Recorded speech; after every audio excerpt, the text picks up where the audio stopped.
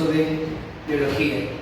El día de hoy, muchachos, ya habiendo hecho este preámbulo acerca del coronavirus, la pauta, los signos, los síntomas, qué se puede hacer en los casos que una persona tenga sospecha, ¿no?, de haber tenido algún tipo de signo que tenga que ver con la enfermedad.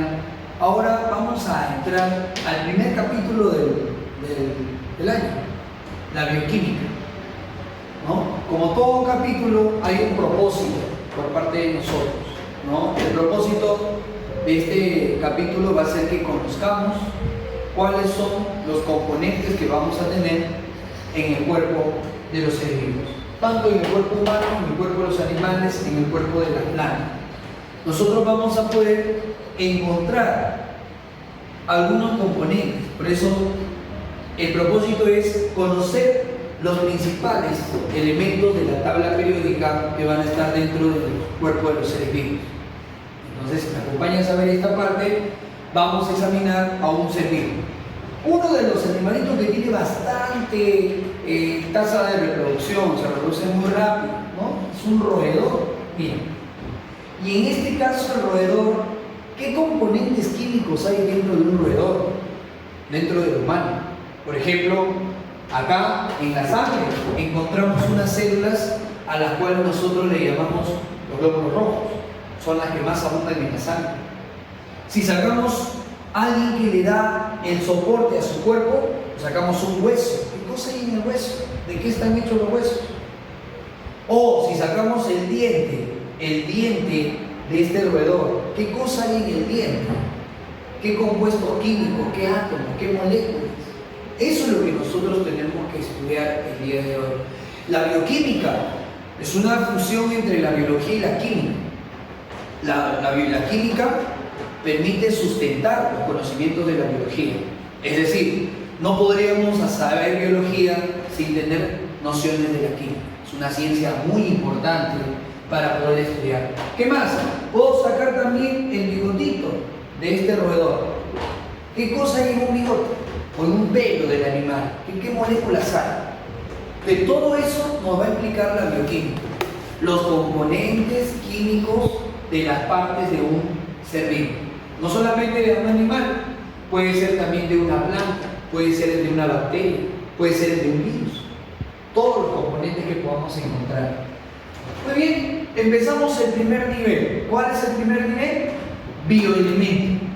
El nivel bioelemento es aquel que comprende los átomos que van a estar presentes dentro de los seres vivos. De toda la tabla periódica que tú lo has estudiado en tu curso de química, nosotros vamos a encontrar aproximadamente ¿cuánto? 25. O sea, de toda esa tabla periódica, 25 elementos es posible que esté presente en los seres vivos. Y a ese grupito se le llama bioelementos. Bioelementos. Claro. Por ejemplo, el plomo. El plomo no puede ser considerado un bioelemento. ¿Por qué? Porque el plomo es tóxico para el cuerpo de los animales. Entonces, solamente aquellos que estén de manera natural en el cuerpo de los seres vivos, solo a ellos se les va a conocer como bioelementos. ¿Cómo los vamos a clasificar? Porque si ya sé que son aproximadamente 25, ¿cómo clasificamos estos bioelementos? Bueno, el criterio es el siguiente: la abundancia.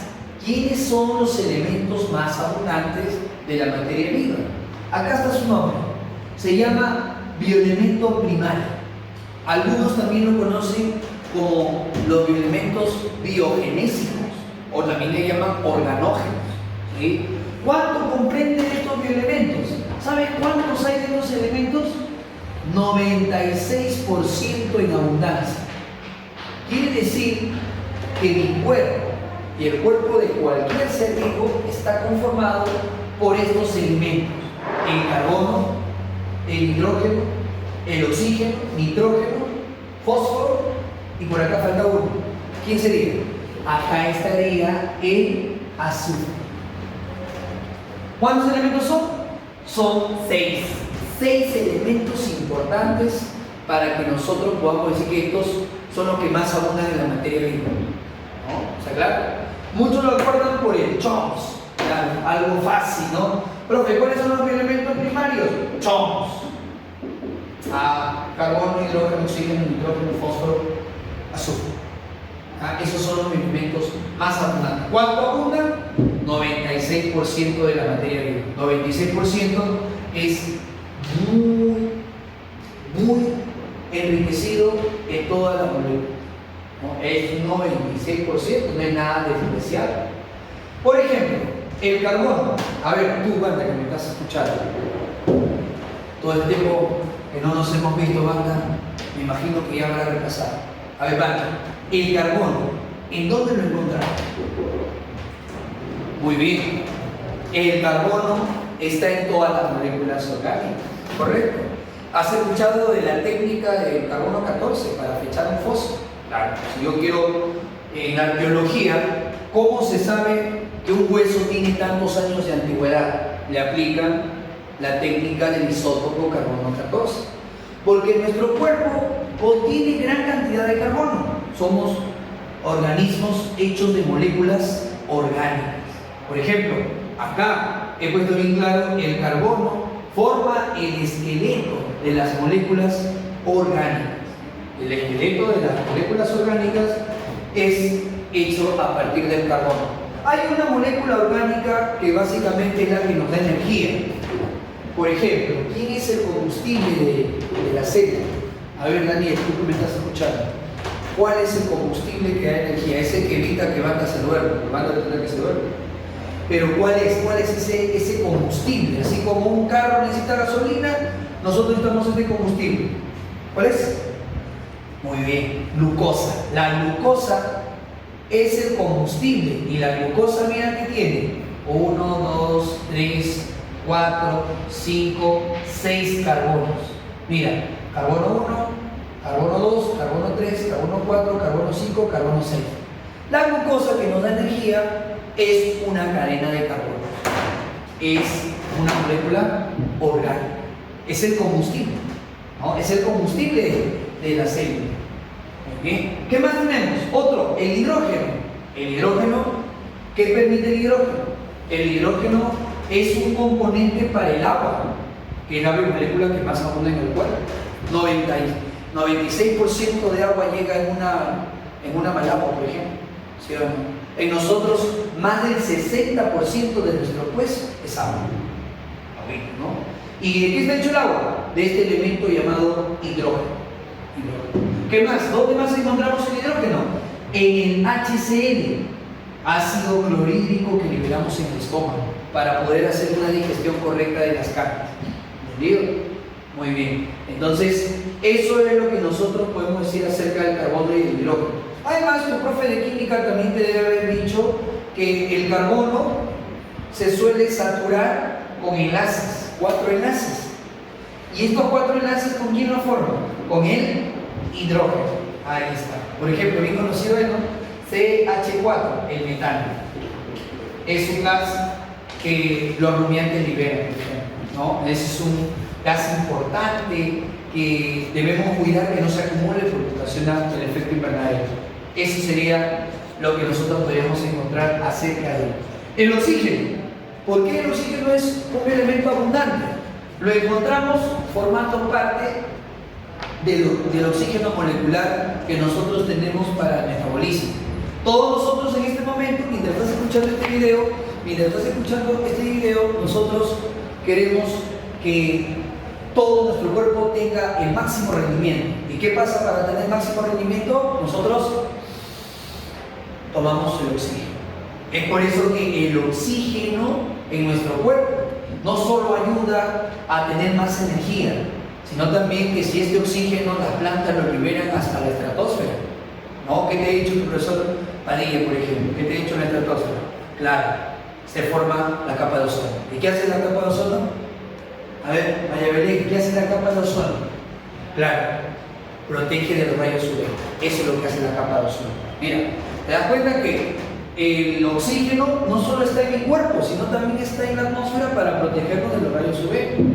Esa es la importancia. Otro, el nitrógeno. Este elemento es muy importante en la agricultura.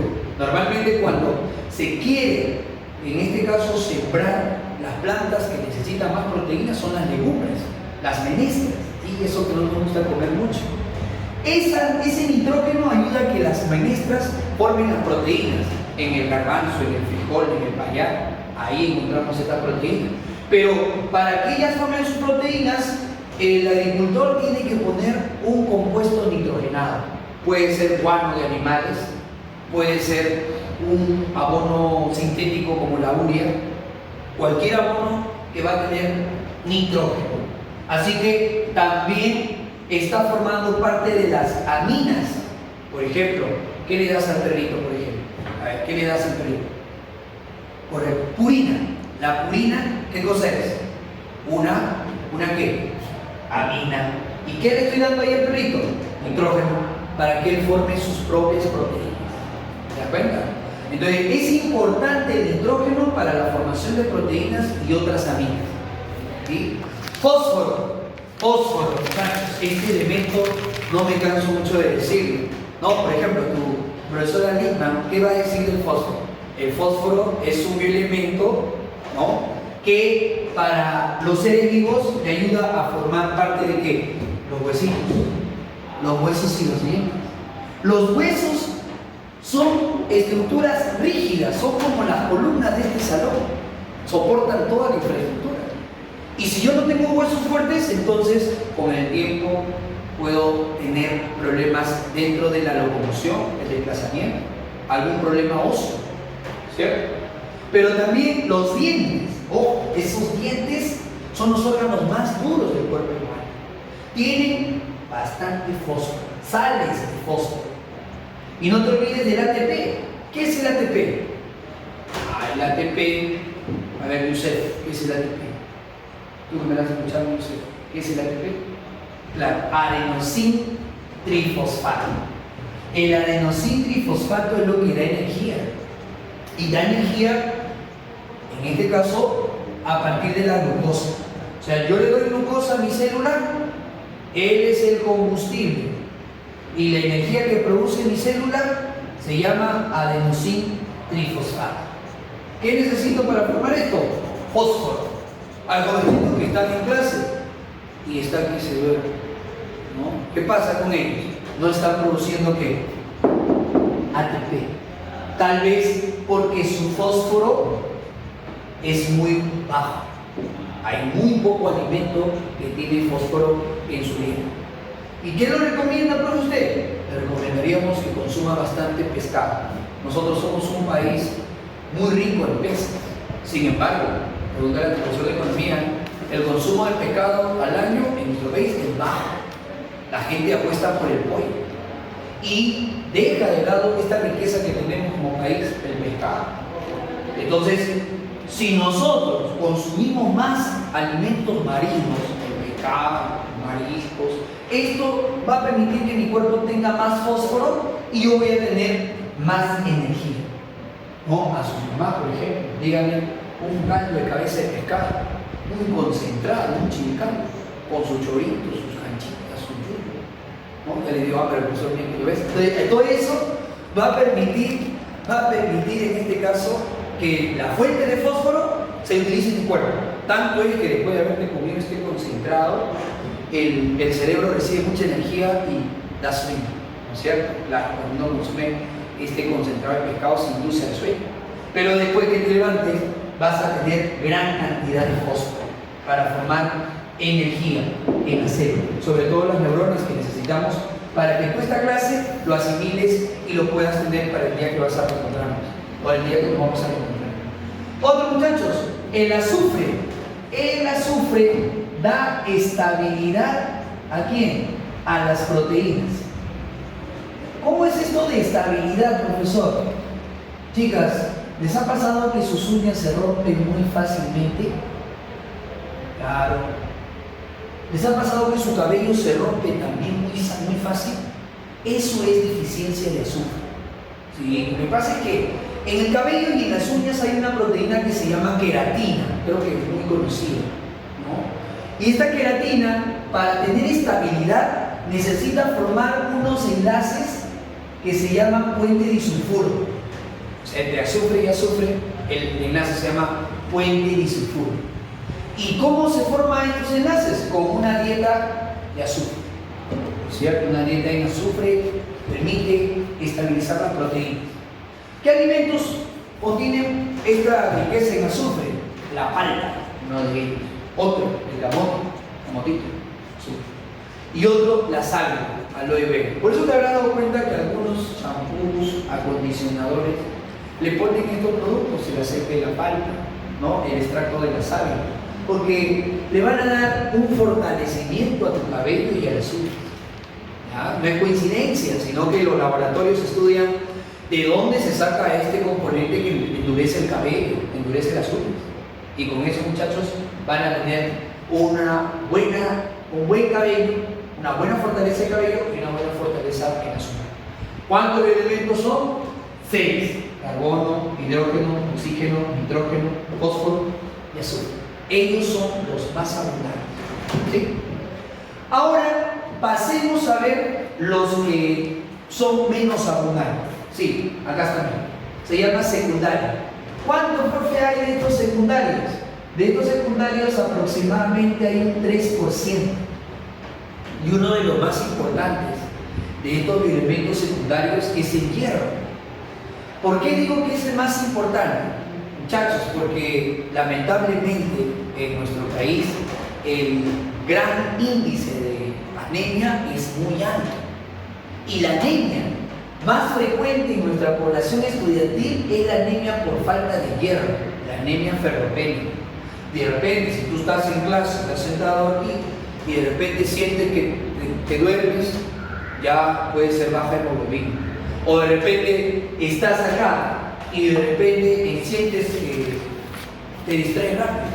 También ese es un problema de anemia. La anemia no nos va a dejar aprender todo lo que nuestros profesores nos imparten.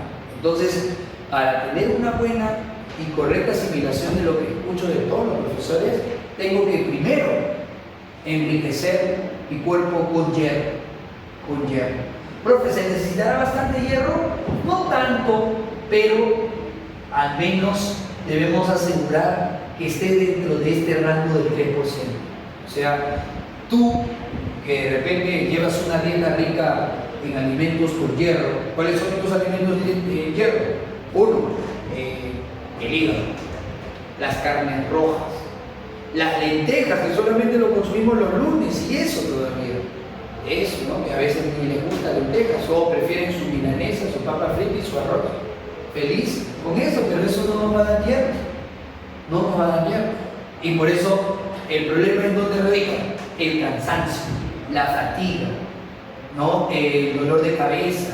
Esto va a ser secuela de una anemia. Es por eso que muchos preocupados de esta situación han tenido la importancia de sacar un alimento que tenga hierro y que a la gente le guste comer. Este compatriota que ha llegado a obtener una premiación por las galletitas que tienen bastante hierro. Entonces, esto ayudaría bastante a combatir la anemia, ¿no? Es una buena iniciativa. Ya la otra iniciativa la pones tú cuando de repente en casa exiges a tu mamá que de repente haga más seguido una extra o de repente que te dé el hígado frito con su crema, ¿no? Muy bien, pero profe, ¿por qué la hemoglobina en este caso se compone de hierro? Te voy a explicar. Mira, acá te voy a explicar. Tú sabes que de la sangre, el color característico de nuestra sangre es el rojo, el rojito, ¿sí o no? El rojito. ¿Por qué rojo? Imagínate que tu hermano te dice, ¿por qué la sangre es roja? ¿Qué le vas a contestar? Le vas a decir, la sangre es roja porque el profesor Vilches me ha dicho que la célula que más abunda son los glóbulos rojos. Y como esta célula es roja, la sangre también es roja. Pero ¿tú crees que tu hermano menor quede conforme? No, después te va a decir, ¿y por qué el glóbulo rojo es rojo? ¿Sabes lo que le vas a decir? Le vas a decir que adentro del glóbulo rojo hay una proteína. ¿Y cómo se llama esa proteína que es rojita y está dentro del glóbulo rojo? Se llama hemoglobina. Ahí está. Entonces, ¿por qué la sangre es roja? Porque hay muchos glóbulos rojos. ¿Y por qué él es rojo? Porque adentro hay una proteína que es la hemoglobina que tiene ese color. Pero tu hermanito siempre no quiere llegar al inicio de todo. O sea, pregunta, y eso es muy bueno, el porqué de las cosas. Y te dice, pero dime hermano, ¿por qué la hemoglobina es roja? Ay, ¿qué le vas a decir? ¿Qué le vas a decir? El por qué tu sangre o tu hemoglobina es de color rojo. ¿Qué le vas a responder en ese momento? A ver, ¿qué le respondería en este caso Leonardo? A ver, dime Leonardo, ¿qué le responderías? ¿Sabes lo que le podría responder? Le podría responder que dentro de la hemoglobina existe un metal. ¿Y cuál es ese metal? El metal que estamos viendo por acá, el hierro. ¿Y qué le pasa a los metales? Bueno, todos conocemos a los metales que hay en casa. ¿Qué le pasa a los metales? Se oxidan.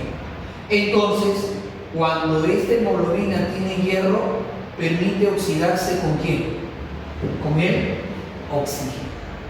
¿Y qué pasa cuando el oxígeno es capturado por el hierro? Ah, que se forma por acá. El feo. ¿Quién es el feo? No lo miren, no lo miren. ¿Quién es el feo? El feo, nomenclatura, es el óxido ferroso. ¿Sí o no? ¿Y qué color tiene el óxido del hierro? Rojo. ¿No? Un clavo oxidado se pone medio anaranjado. Si lo colocamos en agua, se torna rojo. Entonces, por eso que es rojo nuestra sangre.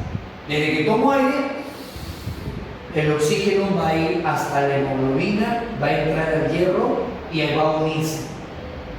Y profe, ¿y a dónde lleva este oxígeno? A todas las células del cuerpo. O sea que el eritrocito, o llamado también glóbulo rojo, es un transportador del oxígeno. ¿Y quiénes son las células que requieren más oxígeno? Las neuronas. Las neuronas son unas células que van a requerir más oxígeno. Así que en una anemia es muy común el cansancio, la fatiga cerebral, porque no oxígeno ni cerebro, ¿no? Eso es lo que está pasando. En una anemia no llega oxígeno a mi cerebro por la falta de este metal, ¿sí? Por la falta de ese metal. Muy bien, dejamos al hierro, pasamos al siguiente. Mg. ¿Quién es Mg? Magnesio. El magnesio también es importante en los seres vivos. Pero ¿dónde se encuentra el magnesio? Muchachos, el magnesio se va a encontrar en el pigmento verde de las plantas. ¿Cuál es ese pigmento que le da ese color característico a una planta? ¿Cuál es ese color característico que le da? ¿Se acuerdan o no? ¿Cuál sería ese color característico en las hojas? Se llama clorofila. La clorofila es precisamente el pigmento verde de las plantas. Este pigmento verde es el que va a permitir que la planta atrape la energía del sol. ¿Pero qué contiene la clorofila? Magnesio. Profe, ¿y qué pasa si es que no hay suficiente magnesio en el suelo? Si no hay suficiente magnesio en el suelo, las hojas no van a tener ese color característico verde, van a ser medias amarillas. Y ese problema haría que la planta no pueda aprovechar la energía del sol. Es un problema para la planta, ¿sí? ¿Cuál es otra función del magnesio? Este es un término nuevo quizás para muchos de ustedes. Actúa como cofactor enzimático. ¿Qué es un cofactor? Mira, yo tengo por acá a una enzima. Las enzimas están en un modo inactivo. Ahí está. No pueden digerir mis alimentos. Y de pronto llega el cofactor magnesio. Llega magnesio. ¿Y qué pasa? Mira lo que le pasa a la enzima. Se activa y ahora sí puede digerir mis alimentos. ¿Te das cuenta? ¿Qué necesité para que mis enzimas se encuentren activas? Un cofactor. ¿Y cuál es ese cofactor? El magnesio, ¿no? ¿Qué pasa si no consumo magnesio, muchachos, en la dieta? Si no hay magnesio en la dieta, entonces sencillamente no vamos a poder activar a las enzimas. Si no activamos a las enzimas, no hacemos digestión. Si no hacemos digestión, no tengo glucosa. ¿Y qué te dije de la glucosa? Que es el combustible, no tendría energía. ¿Sí? Entonces mira cuántas maneras hay en la cual una persona le falte energía, ¿no? Esto es un cofactor enzimático. Entonces, ¿qué es un cofactor enzimático? De manera sencilla, nosotros vamos a decir un cofactor enzimático. ¿Qué cosa es? Es un activador ¿de qué? De las enzimas. Las enzimas, ¿para qué sirven? Para la digestión de los alimentos. ¿Y por qué yo tengo que digerir alimentos? Para sacarle nutrientes como la glucosa. ¿Claro? Muy bien. Pasamos al calcio. Acá sí me dirijo especialmente a las señoritas. El calcio es un elemento, es un bioelemento que, al igual que el fósforo, forma parte de los huesos, forma parte de los dientes. Pero algo muy importante es el que está permitiendo que cuando hagas un ejercicio, ¿no? Cuando hagas, mis Anita, por ejemplo, hagas educación física, ¿qué va a pasar? En este ejercicio, claro, previamente has hecho tu calistenia, has calentado previamente para hacer el ejercicio. ¿Qué va a pasar con tus músculos? Van a contraerse. Y la contracción muscular gasta calcio. O sea, profe, que en el ejercicio ¿estoy utilizando el calcio que he ingerido en la dieta? Sí. Se pensaba muchas veces que el calcio estaba muy abundante en los lácteos. Me refiero a la leche, el yogur, el queso. Pero actualmente los estudios han comprobado que hay otros alimentos más nutritivos que en este caso pueden reemplazar. O sea, más calcio que la leche. Y por ejemplo, algo para que investiguen, es muy importante este alimento que voy a mencionar, solamente crece en las alturas, a más de 3.000 metros sobre el nivel del mar. Tiene más calcio que los lácteos y tiene más proteínas que la misma carne. ¿Quién es el profesor? Bueno, investiguen sobre el llamado Ushuru. Le llaman el milagro andino. Este alimento son unas esferitas gelatinosas que crecen en los lagos de zonas altoandinas. Este Ushuru es una alga comestible y estas algas comestibles te aportan mucho más calcio que los lácteos. Pero, profe, así que con estas algas yo puedo estar enriquecido de calcio. Sí, aseguras unos huesos muy fuertes, aseguras una buena contracción muscular. Algo más, mira, aseguras también una buena coagulación. Claro, todos estamos expuestos a una lesión, un corte, y la herida tiene que cicatrizar, tiene que coagular. ¿Qué necesita para que coagule mi sangre? Calcio, necesita calcio. El calcio tiene 4 funciones importantes. Repasemos. Primero, forma parte de los huesos y los dientes. Segundo, permite la contracción de los músculos durante el ejercicio, la actividad física, ¿no? Permite la coagulación de la sangre.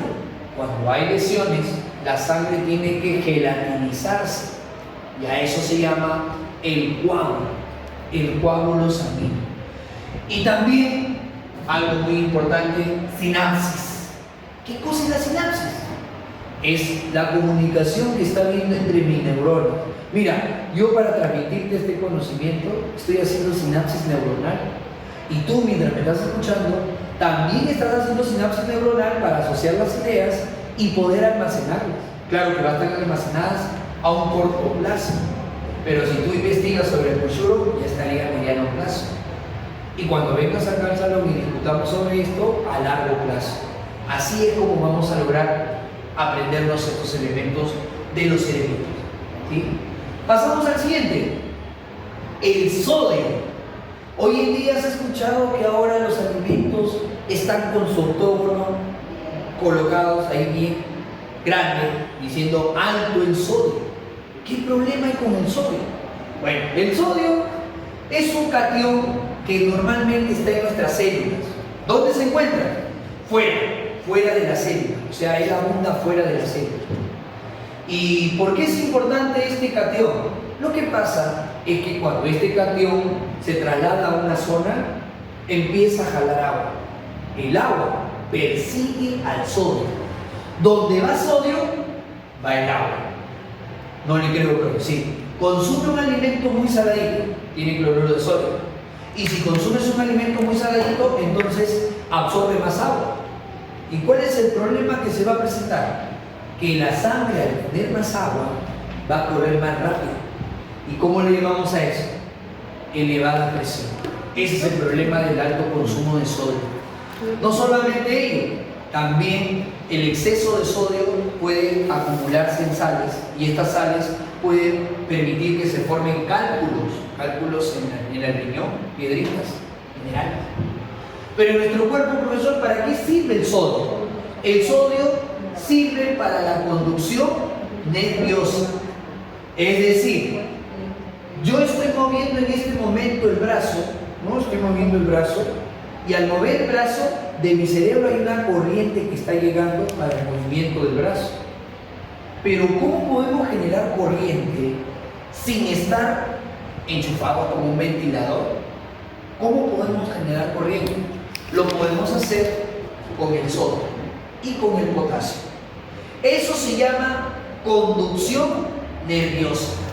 La conducción nerviosa es una corriente que viaja a través de la neurona, ¿no es cierto? ¿Y cómo se forma esta conducción o cómo se forma esta corriente? Se forma a partir del paso de los iones. ¿Te ha golpeado el codo alguna vez? ¿Sí o no? Una sensación desagradable. Profe, te golpeé el codo. ¿Qué sentiste cuando te golpeaste el codo? Una descarga eléctrica. Sí. Lo que pasa es que en ese momento has hecho un mayor flujo de este ion y ha provocado una sobreestimulación y ha habido una descarga muy grande de corriente. Eso es lo que hace el sodio. Lo mismo hace el potasio, solo que el potasio no abunda afuera, él más bien abunda dentro de la célula. ¿Ya? El potasio abunda dentro, el sodio abunda afuera. ¿Ya? Eso no te vayas a olvidar. Es como los alumnos. ¿Dónde abundan? ¿Dentro o fuera del salón? Dentro del salón los alumnos son abundantes. Fuera del salón, no, son poco abundantes. Eso es. Y el cloro, este ion, que es un anión en el medio intracelular, ayuda al balance hídrico, que quiere decir que cuando nosotros hacemos ejercicio, como cualquier máquina, nos sobrecalentamos. ¿Y qué hace nuestro cuerpo para que evite ese sobrecalentamiento? Empezamos a sudar. Y si sudamos, ¿qué perdemos? ¿Alguna vez ha caído una gotita de sudor por tu boca? ¿Has sentido? ¿Cómo es? Saladita. Es que perdemos sales de sodio, sales de potasio. ¿Y qué sucede? Tenemos que recuperar estas sales. Y ahí es donde nosotros consumimos una bebida rehidratante, ¿no? Una bebida rehidratante que tenga estos iones disueltos, ¿no? ¿Por qué? Porque me va a ayudar a recuperar el agua y a mantener mi balance hídrico. ¿Cuánto hemos dicho que hay de porcentaje de agua en el cuerpo? Más del 60%, ¿no? En el varón un poquito más, en la mujer un poquito menos. ¿Ah? Entonces, yo mantengo mi balance hídrico gracias a los iones sodio, potasio y cloro. Antiguamente había una enfermedad que era el cólera. Esta enfermedad provocaba una deshidratación en las heces, una deshidratación por medio de las heces que salían sueltas. ¿Y qué tenía que consumir la persona? Un suero rehidratante para que recupere los electrolitos, los iones que va a perder en el caso de un cuadro de diarrea. ¿Cuántos elementos secundarios tenemos entonces? Mira, hierro, magnesio, calcio, sodio, potasio y cloro. Tenemos 6. O sea, profe, que hay 6 elementos primarios, 6 elementos secundarios. Los primarios, 96, los secundarios, 3%. Ahora hablemos de los más pequeños, o sea, los elementos menos abundantes. ¿Cómo le llamamos? Oligoelementos, llamados también elementos traza. Los elementos traza. Así lo hizo San Marcos en una pregunta, en su examen de admisión. Preguntó cuál de los siguientes elementos es un traza. Y tenías que saber este grupito de elementos. Cobre. ¿Dónde encontramos el cobre? A ver, te pongo un ejemplo. Cuando alguien pisa un insecto, ¿no? Una cucaracha, o de repente, no sé, una araña, ¿qué es lo que pasa con el insecto? ¿Te has fijado lo que sale de su cuerpo? Sale una masa pastosa, ¿sí o no? Una consulta, ¿eso sea sangre? No, los invertebrados no tienen sangre. Los invertebrados tienen un líquido análogo a la sangre. ¿Y cómo se llama este líquido análogo a la sangre? ¿Cómo se llama este líquido, no? Si nosotros pisamos a un artrópodo, hay un líquido que sale, pero ¿cómo se llama este líquido que es análogo, que cumple un papel parecido al de la sangre? ¿Cómo se llama? Hemolinfa. La hemolinfa está en los insectos. Veo una cucaracha, lo piso y de repente sale algo pastoso. Eso se llama hemolinfa. La hemolinfa es un líquido que circula por un invertebrado y la sangre es el líquido que circula por un vertebrado. Son diferentes, pero al final de cuentas hay algo importante en este líquido. ¿Cuál es este algo importante? El oxígeno. Así que, así como la hemoglobina de nuestra sangre tiene hierro, ¿no? La hemoglobina tiene hierro, entonces el cobre es el componente de otra proteína que es parecida. ¿Cómo se llama esta proteína que es parecida? Esta proteína, muchachos, se le conoce como la hemocianina. Hemocianina. La hemocianina es una proteína parecida a la hemoglobina, solo que en vez de hierro tiene sangre, en vez de hierro tiene cobre. ¿Ya? ¿Y en qué animalito se encuentra? Esto se encuentra en los animales invertebrados. ¿Ya? Animalitos invertebrados. Entonces, habrá un taller que haremos para poder extraer este líquido y poder analizar químicamente el componente cobre que hay en su líquido, ¿no? Mira, una analogía, ¿no? Los invertebrados necesitan cobre para transportar oxígeno a sus células y nosotros los vertebrados, ¿qué necesitamos? ¿Qué necesitamos? ¿Ah? A ver, la alumna Catherine, Manta, ¿qué encontramos, por ejemplo? Encontramos cobre, metales. Los metales se oxidan, capturan gases. Esa es la importancia. Otro, muchachos, el manganeso. ¿El manganeso para qué sirve? El manganeso es un cofactor enzimático. ¿Ya conoces qué cosa es un cofactor enzimático? Un cofactor enzimático es un elemento que activa mis enzimas. El magnesol, por ejemplo. ¿Has escuchado el magnesol? Sí, profe. Mucha gente lo toma porque cree que va a tener energía. Bueno, déjame decirte que el magnesol o todo lo que tenga magnesio, sí va a ayudar al cuerpo porque va a activar mis enzimas. Pero él no da energía realmente. Lo que hace solamente es activar a las enzimas.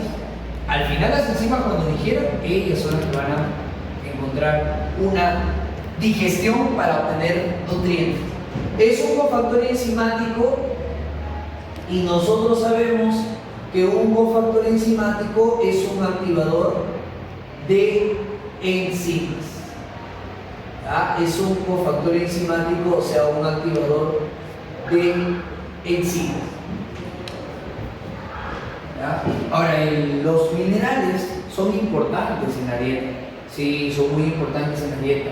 Manganeso, el cobre, el hierro, el calcio, son importantes, pero a veces en la dieta falta estos nutrimentos y por eso hay problemas en nuestro cuerpo. Hay problemas porque hay poca cantidad de ellos, ¿no? Hay poca cantidad. El zinc es lo mismo que el manganeso, o sea que él va a realizar la misma actividad, va a activar ¿a quién? A las enzimas. O sea, eso se encarga. Y no solamente activa las enzimas, es un promotor de crecimiento. Por eso, niños que están en proceso de desarrollo van a crecer. Por ejemplo, los niños que todavía ustedes están en desarrollo van a crecer, necesitan un aporte de zinc. Sin el zinc vas a quedar con poco desarrollo, ¿no? Va a haber, en este caso, poco crecimiento, ¿no? Eso es lo que va a pasar. Flúor. El flúor consiste en formar una capita en el diente, el esmalte dentario. Así que el flúor es un componente del esmalte de los dientes. Si tengo más esmalte en el diente, entonces mi diente está más protegido frente a una caries. Pero, profesor, ¿de dónde sacamos este flúor para que pueda mi diente estar revestido? Bueno, todas las pastas dentales tienen flúor, pero los alimentos que tienen bastante flúor, uno de ellos es la manzana. La manzana protege tu diente, bastante flúor, ¿sí? Componente del esmalte dentario para la protección del diente, ya que los dientes son órganos para la digestión mecánica, para la protección de los dientes. ¿Sí? Y el yodo, terminamos con el yodo. El yodo es un elemento muy importante para formar hormonas de la tiroides. Es el componente de las hormonas tiroideas. ¿Has escuchado la tiroides o no? Componente de las hormonas tiroideas. Hormonas tiroideas. Por ejemplo, Gianluca. Ahí está su compañero Gianluca. Tú que me estás escuchando. Gianluca, si tú palpas el cuello, vas a encontrar que en tu desarrollo esta parte se hace más grande. Hay una glándula que se llama tiroides. En el varón se hace tan gruesa que le llamamos la manzanita. Esa glándula tiroides fabrica hormonas, como cuáles, por ejemplo, como la tiroxina. Y para que pueda fabricar la tiroxina, que controla mi metabolismo y favorece mi crecimiento, yo tengo que darle yodo. Antiguamente en la zona de la sierra, el yodo no estaba en la sal venía de los cerros, de rocas que no tenían yodo, solo tenían cloruro de sodio. ¿Y qué problema pasaba en esta persona? ¿Qué problema se suscitaba? Bueno, crecía la glándula tiroides. ¿Y cómo se llama a esa enfermedad donde, en este caso, a la persona que su glándula tiroides debería estar de esta forma, crece demasiado? Esa enfermedad, ¿sabe cómo se llama? Bocio. Pregunta de examen de San Marcos. ¿Qué provoca la carencia de yodo en el adulto? El bocio. Una enfermedad donde ya no se fabrica tiroxina y la tiroides se inflama. ¿Cierto? Muy bien, muchachos. Ahí tenemos entonces el grupo de los elementos. Espero que haya sido de su agrado la clase y espero muy pronto reencontrarme con ustedes. Un abrazo para todos. Cuídense.